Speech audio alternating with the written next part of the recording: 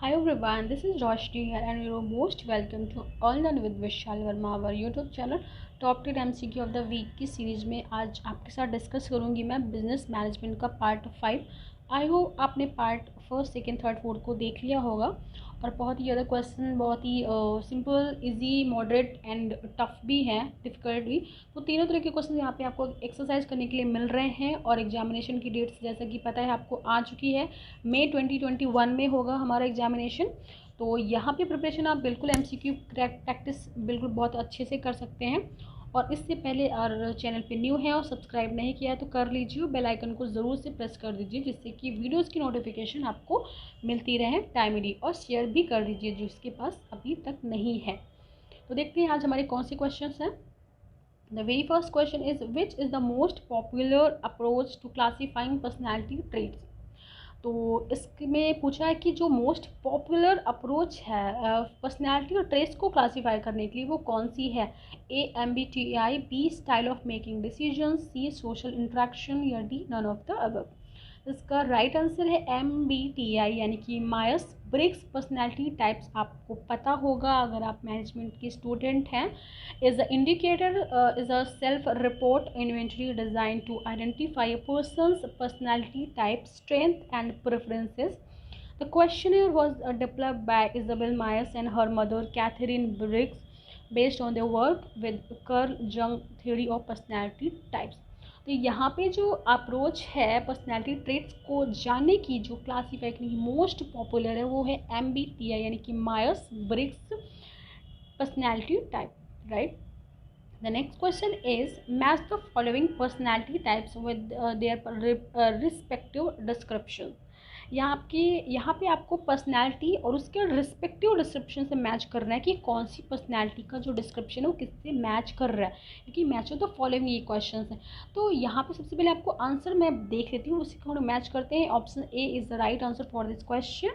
तो यहाँ introvert, intuitive, feeling and judgmental है, तो उसे किस कैटेगरी में रखेंगे, यानी कि वो बहुत ही ज़्यादा सी है इसका राइट, क्वाइटली है, क्वाइटली फोर्सफुल है, कॉन्सिक्वेंटिव है एंड कंसर्न है, राइट। दूसरा देखते हैं जो एक्सट्रोवर्ट है, इंट्यूटिव है, थिंकिंग एंड जजमेंटल है, तो उसका क्या राइट आंसर है 2 का बी, यानी कि बहुत ही ज़्यादा वार्म है, फ्रेंडली है, कैंडिड एंड डिसिसिव है वो। थर्ड का है एक्सट्रोवर्ट है, सेंसिंग है, thinking and perspective, consequences and concern. तो यहाँ पे आपका राइट आंसर है 3 का ए, यानी कि ब्लंट है वो एंड समटाइम्स इंसेंटिव्स है, right.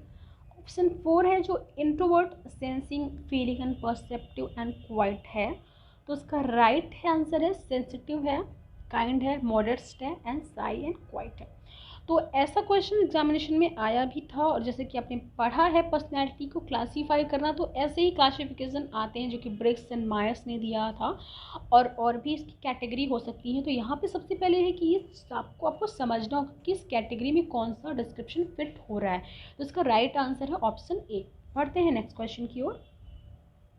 Which of these is one of the 5 personality traits in the Big 5 model? Big 5 model के बारे में आपको पता होगा, उसमें से बताना है कि कौन से इसमें 5 ट्रेट से हैं जो कि मैच कर रहे हैं, उसमें से कौन सा एक ट्रेट है जो कि मैच कर रहा है बिग 5 को। A neuroticism, B openness to experience, C extroversion या D all of the above. तो इसका राइट आंसर है option D all of the above, यानी कि the big 5 personality traits are openness, conscientiousness, extroversion, agreeableness या neuroticism. तो यहाँ पे तीनों ही ऑप्शन दिए गए हैं, इसलिए आपका ये all of the above is the right answer for this question. Next question is the degree to which people are pragmatic, maintain emotional distance and believe that end justify means is called।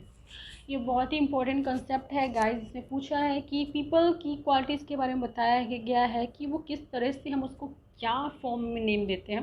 तो इसका option है A impression, B impression management, B है Machiavellianism, C locus of control, D none of the above.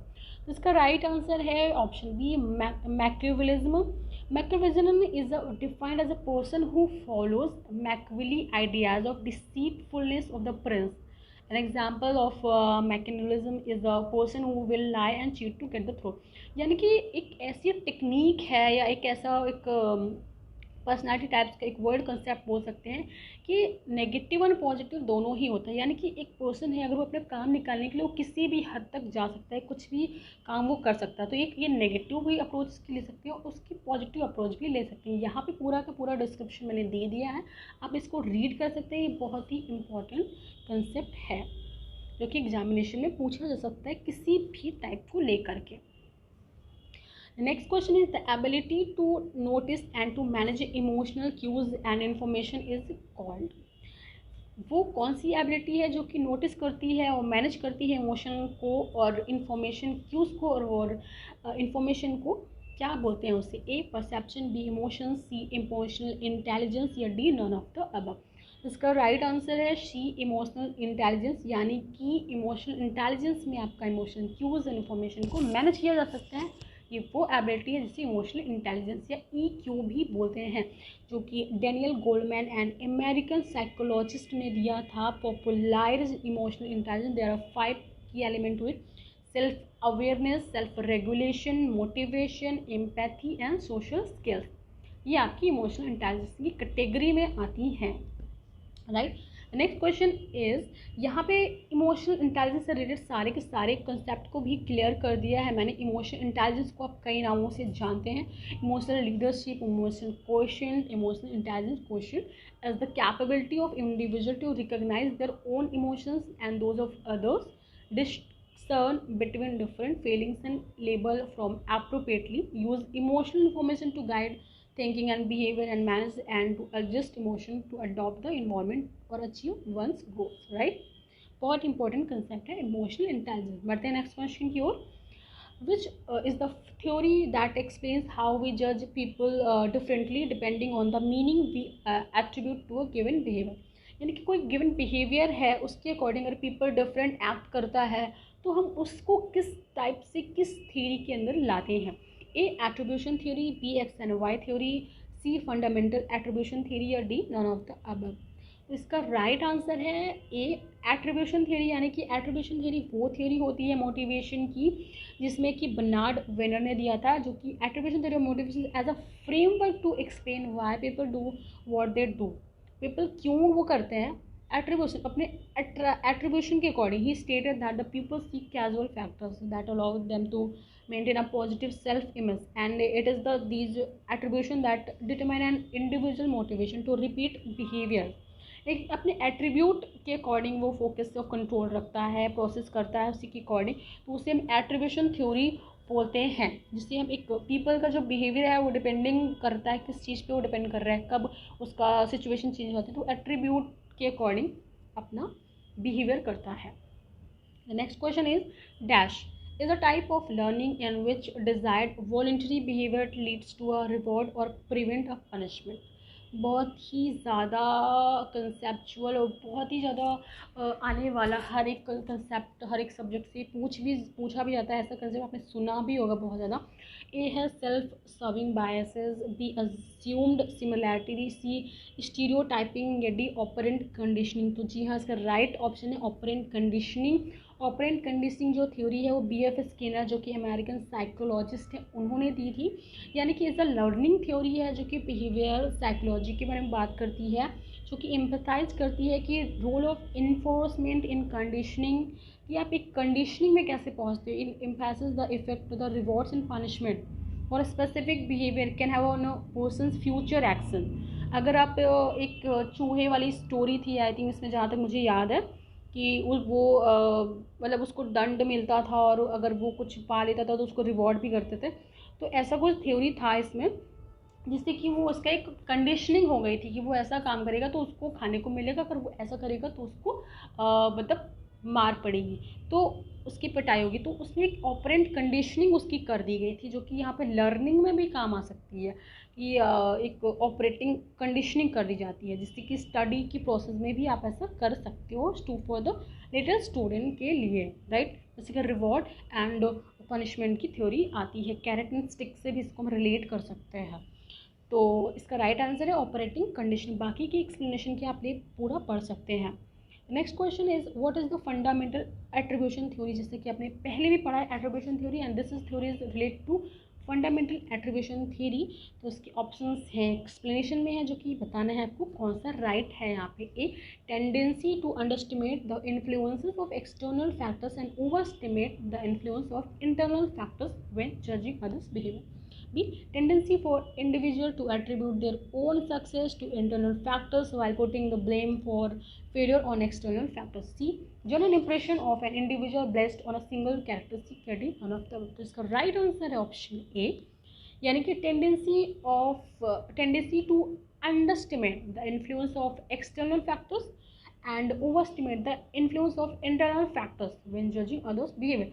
यानी कि हम others का behaviour कैसे fundamental जज कर रहे हैं, तो यानी कि हम अंडरस्टिमेट कर रहे हैं उसका एक्सटर्नल बिहेवियर बट ओवरस्टिमेट कर रहे हैं उसका इंटरनल बिहेवियर, राइट। तो ये है आपकी फंडामेंटल एट्रीब्यूशन थ्योरी। बहुत इंपॉर्टेंट यहाँ पे थ्योरीज के कॉन्सेप्ट बहुत ही पूछ लेते हैं, जैसे कि आप देख भी रहे हैं। Next question is which of this is the one of the 4 processes that influence social learning theory. Social learning theory भी बहुत इंपॉर्टेंट थ्योरी है। इसमें पूछा है कि कौन सा 4 प्रोसेसेस हैं जो कि इसमें आपके सोशल लर्निंग थ्योरी में काम आते हैं।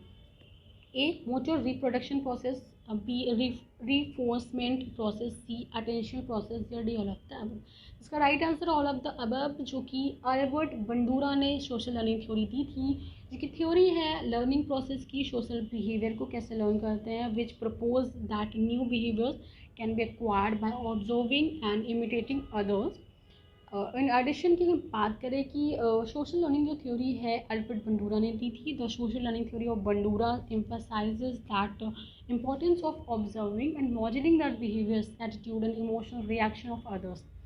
कैसे हम किसी और के रिएक्शन, बिहेवियर, एटीट्यूड से सीखते हैं, ऑब्जर्व करते हैं, ये है आपकी सोशल लर्निंग थ्योरी जो कि दी थी अल्बर्ट बंडूरा ने। आई होप आप क्वेश्चन को अच्छे से समझ पा रहे हैं और किस तरह से कौन कौन से कंसेप्ट पूछे जा सकते हैं, बहुत ही इंपॉर्टेंट है, जो कि आप समझ पा रहे हो। The next question is a manager resolving conflict among organisation members is performing what function.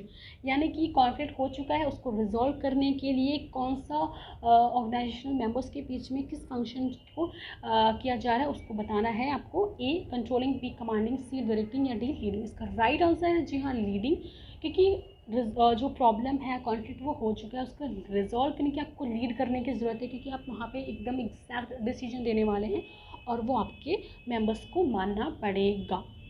बिल्कुल आप रिजॉल्व कर रहे हैं, आपको कंट्रोल, कमांड डायरेक्ट नहीं कर सकते बिकॉज प्रॉब्लम ऑलरेडी हैपन हो चुकी है। बढ़ते हैं नेक्स्ट क्वेश्चन की ओर। आज के टॉप 10 क्वेश्चन हमारे कंप्लीट होते हैं। आई होप आपने बहुत ही ज़्यादा समझते हुए एंजॉय किया होगा। तो ऐसे ही सीरीज़ आपके साथ डिस्कस करती रहूँगी मैं, आप बस टच में रहिए, चैनल को ज़्यादा से ज़्यादा शेयर, लाइक, सब्सक्राइब भी करिए। और आज के लिए इतना ही, मिलते हैं अपने नेक्स्ट सेशन में। तब तक के लिए हंसते मुस्कुराते देखते रहिए और लर्न विद विशाल वर्मा। तब thank you so much, have a nice day.